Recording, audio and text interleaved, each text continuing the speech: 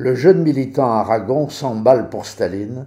Il écrit des poèmes en français à la gloire du GPU, la police politique. Il approuve les procès politiques, bien que son propre beau-frère, un général, en ait été victime.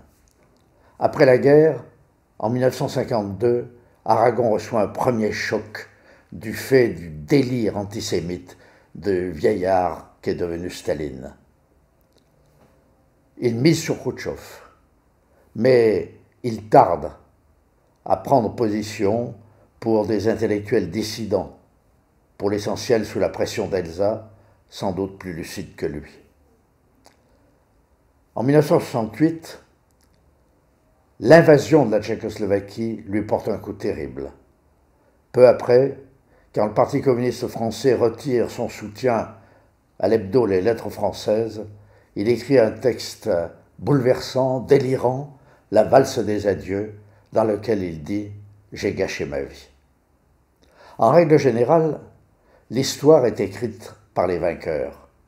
Aragon, lui, la brosse à rebrousse-poil du point de vue des vaincus, c'est révolutionnaire.